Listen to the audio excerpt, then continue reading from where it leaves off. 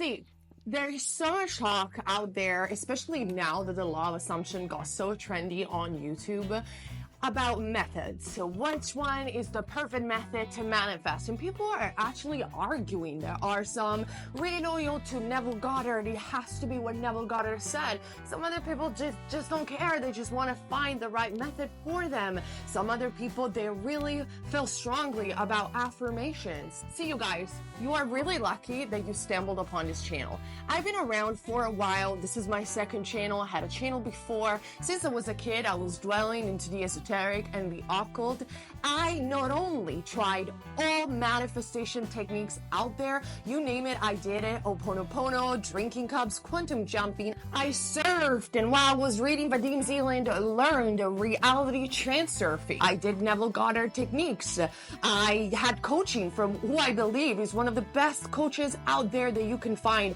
I have studied with, the formula of Joe Dispenza. I've witnessed people that did his advanced retreat and gave me advanced meditations from Joe Dispenza. I have worked with people that trained with Deepak Chopra. I had mystical experience through ayahuasca, DMT, and all psychedelics that you can possibly imagine. Hey, here's the thing, you guys. I have journaled all my experience for everyone to watch, all my success stories on this channel and on my other channel for all of you to see. My channel is a journal of all of this experience. So I had something to show up for. This is not just a video where I'm saying that I tried all these things. You can see for yourself that I did. And now that I manifested everything that I want, I did readings for thousands of people.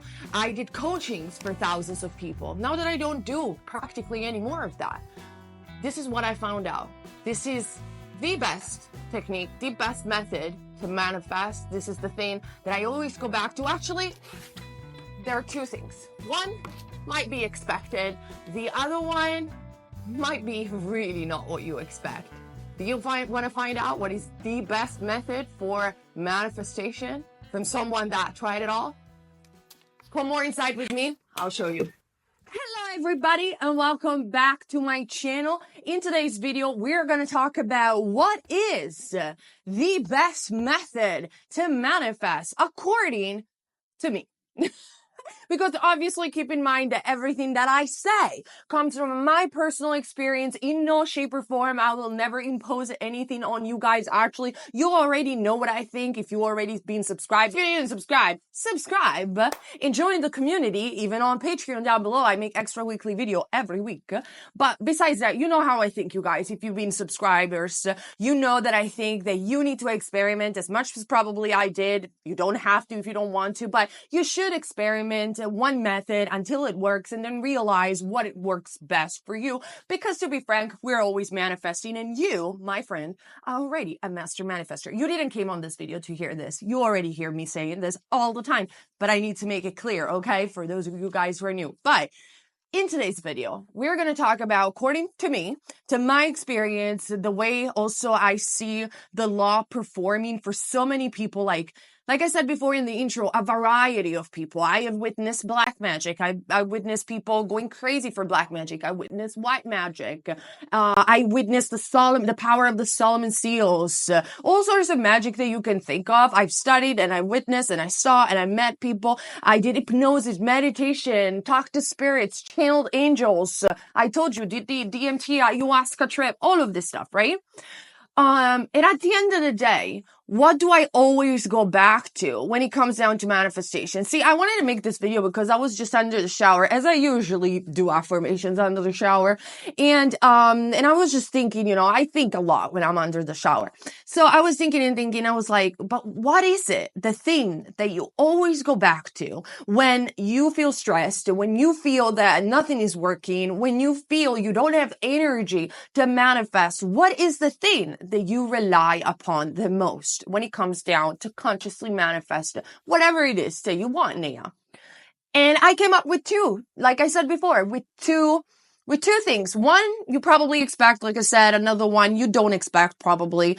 And I want to talk about it because I think it's very important, since there is like a lot of arguments about what is the best technique, blah, blah, blah, blah. So let's talk about it.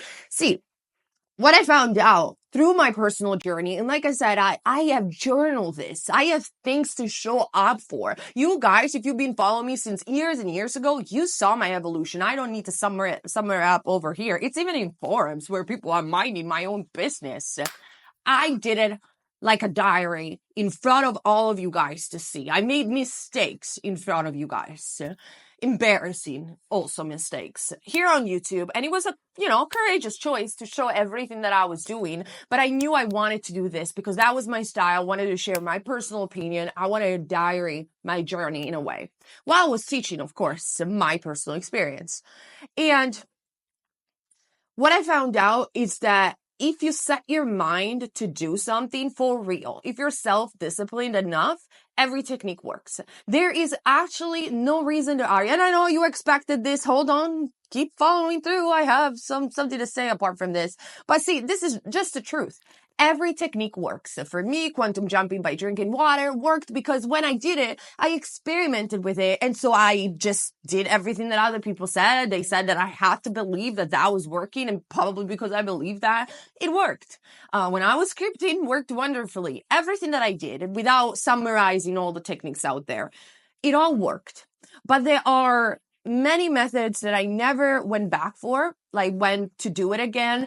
And there are some that I felt were not practical to do, especially when you are exhausted, when you're frustrated with your reality. And so little by little, I just didn't want to go back doing those techniques anymore. Just maybe a few times. I did advise them to some people because they might work for them. But for me, they weren't the case. And there was always something that I was always going back to. So there is a lot of talk about Neville Goddard, and I love the man. I mean, I channeled the man. He appeared in my dream, by the way, watch the video. I talked to Neville Goddard. But I think that as for Jesus, per se, every enlightened person, when they leave us with something like a scripture or something, it becomes a dogma, it becomes a pendulum of religion. I will make the video on pendulum, but if you want to watch it, it's on my Patreon right now. See, it becomes something because, okay, let me be authentic and honest as usual. When enlightened words are read by not enlightened people, they become something else. And I did the mistake of doing that myself. I'm not saying that I'm enlightened. I probably misinterpret Neville sometimes, or I elaborated on it too much, whatever it is. But there's a lot of talk that what Neville is just an example, by the way. That is the only way you should manifest or whatever. But see, this is the thing. SATs and visualization is something that I still advise nowadays for many people because they might be natural visualizer. I'm a natural visualizer. And what I can say is that when I did everything that Neville said, it worked. And I cannot say anything bad about him because it all worked. I think people exaggerate on him and they misinterpret him, but that's a completely different story. They're too dogmatic about it. And I'm an alternative. So I don't like when people get all dogmatic on me, I'm like, I'm free. Leave me alone. I'll do it my way. So besides that, but what I found out is that I tend to advise Neville method, but not to everyone because not everyone has the energy to do SATs. I mean, when I was doing SATs, Emily, and I was experimenting with that, I felt extremely burned out after a while. And even nowadays, when I have to manifest something, just the idea of going back and visualizing so vividly a scene over and over again while I'm falling asleep, like I'm just tired. I'm a mom now. I have to care for a baby. When I'm sleeping, I want to sleep. Like I need sleeping because I'm going to wake up at 5 o'clock in the morning to feed her. So I'm tired. I cannot do that anymore. Maybe when I was young, I had a lot more time. I cannot do that anymore. I don't want to do that anymore because I know that there is a better way. There is an easier way. So I just kind of left it. So it works. Reality transfer, everything same. It works a little bit complex, but still very nice material. Quantum jumping. I mean, you guys, I love that thing. But see, you can quantum jump even with easier techniques. That's the thing. So what is it then that I do that I know it would consistently show results each and every time, and it will not burn me out of energy, right? It will not make me question what I'm doing. And I just have to admit it. The first thing that you guys expect me to say, it's affirmation. Whether you're going to be robotically affirming or just affirming just per se, like I robotically affirm. I do the rampage affirmation. I did lately, loved it. I don't mindlessly affirm. That's not my style, even though I know it works. But what I do, I say like 4 affirmation, 5, 6 times in a row. If I get opposite thoughts, I analyze them just very briefly with as a counter intentions, and I'm like, okay, but this is not real. So let me give you an example. Let's say that I say I have a beautiful house. I'm the owner of this beautiful house, and then I have a counter intention because everything is an intention. I will make a different video about this, but I get like an opposite thought, a counter intention, and that says, yeah, you wish you had that house. Then I'll say it. I'm like, no, can I give myself permission to say that I have it? And my mind just shuts up, and then I continue affirming. And I do this for various times during the day, like 5, 6 times in the morning. I say it, then under the shower. I did a video about my routine, and I always go back to this method. The reason why I always go back is because I'm always thinking it is so easy and convenient to do. I can do it while I'm doing other things. It doesn't block my life. Like when I experimented heavily with Joe Dispenza meditation, man, I loved it. But I basically meditated for 1 week in a row, had terrific results. But his meditations are so long. We are talking about sometimes an hour and a half, 2 hours. Yes, I did the 10 minutes one, but they're not as nearly as powerful as the 1 hour and a half ones. I mean, like I said, I don't have that time anymore. And I love it. I think he's a genius. And one day I would love to go to one of his retreat, maybe. But not for me in the long term. That's what I'm trying to say.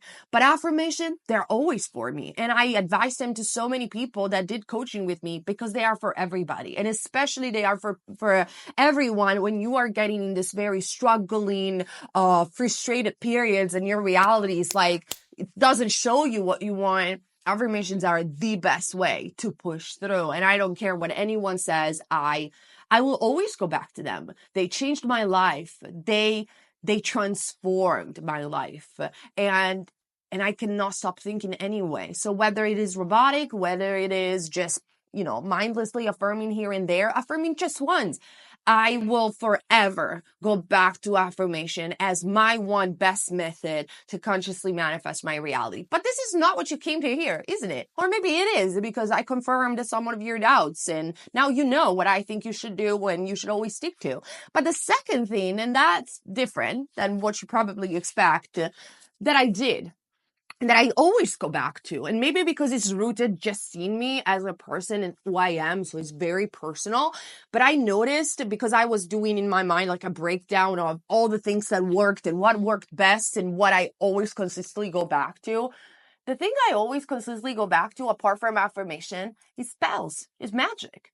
I know you wouldn't probably expected me to say that, but guys, and I don't mean black magic, because I've witnessed very dark things in my life, and I will never touch that thing. I saw people going crazy with, people don't like to say black magic with whatever that is, right? You know what, with residual magic would be the right thing to describe it. If you want to know more what is residual magic, I have a video on Patreon about the meaning of the pentacle and the pentagram. But besides that, so I always go back to magic, because for me personally, magic and spells are a way in which I concentrate a lot when I'm doing a ritual. The last ritual I did was for a fast and smooth delivery of my baby. Probably will put some pictures over here. I have it on my Instagram that I posted as a picture. And while I was doing the tarot, because I use tarot also not just for communicating with the spirit world, but I use them also in my spells. And I was using Hecate as a divinity, because this divinity are real. They're thought forms. They're egregores. The angels are real. And I'm telling you, the talented coaches, even the most talented coach out here on YouTube will tell you that angels and ghosts and things like that are real. So I don't want to hear any of you guys denying this, because you believe whatever you believe. You don't believe them, then you won't see them, but that doesn't mean that they're not real. So with that being said, it works, because when you work with this divinity, they give you a lot of power. They give you a lot of energy. Now, I understand the spells and magic, they are not, sometimes they're complex. You need to know how to do them. I've been trained since I was a kid. I have friends. They're powerful witches that help me out. They make candles for me as well. I will show you all of it. I have plans on it. So I understand maybe it's not available for everybody, but some people are very drawn to magic. To, let's call it white magic. Can you allow me to call it white magic? They're drawn to that. And I don't see anything wrong if you enjoy it to use it. I used it to manifest a specific person. It worked even too well with a specific candles, like magic candles made with oils and herbs and things like that. I used it for seduction spells. I use it for money spells. I use the Solomon seals so many times. And when I was winning, I'll give you an example. When I was winning jackpots, like I always win some mini jackpots when I go to the casino, but no matter what casino, whether it's in Vegas or somewhere else, I'm not promoting playing at the casino, if you guys, you know, right? I'm not sponsoring gambling. Gambling is wrong. You shouldn't do it. But when I do, I always win some mini jackpots. And I do the two things. I affirm while I'm playing, and I use Solomon seals. I use spells to win. So, and it works. What can I say? It just does. So, magic for me will always have a place in my heart, and I will always forever to eternity use it, because it's my faith. I feel connected to everything when I'm using magic. I feel connected to nature. I feel connected to spirit. I feel protected. This is my go-to things. But the majority of the time, I use affirmations because they're quick, they're easy. I know they will manifest, it will get me what I want. And I advise the majority, if not every person to use affirmations. Magic, only if you resonate with it. And I do magic in moments where I feel really called to. I feel I have the time to do a ritual. And it's just not just a manifestation practice for me. Magic is a journey, is a lifestyle, and is the way I connect with the spirit world. Is the way I pray. Is the way I just have answers from the spirit world. It's in my heart, you understand? And that's why I also think why when I use magic and manifest for me, because it's so rooted in my heart chakra. So these are the two things that I've tried. No, I'm not going to mention other methods because see, you guys, they all work, like I said before,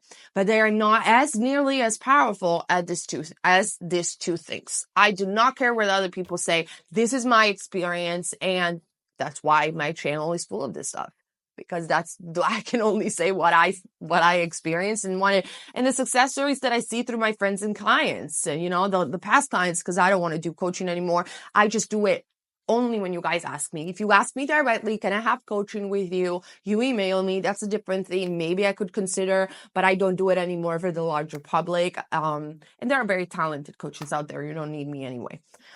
So yeah. That's my conclusions. Now, the jury is still open. I want to say also that the jury is still open because I'm still quite young and there is still so much to learn. There is still so much to discover. I feel I know nothing still, even though I've experimented with this thing so heavily and for so long.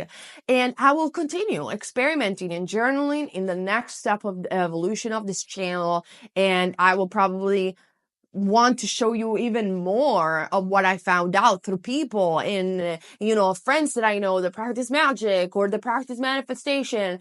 I want to show you more. I want to show you better if I can. And we're just going to keep on learning and keep on learning together. I hope you guys enjoyed this video. Thank you so much for watching, and I'll see you very soon on the next one and as well on Patreon. I love you guys. Bye.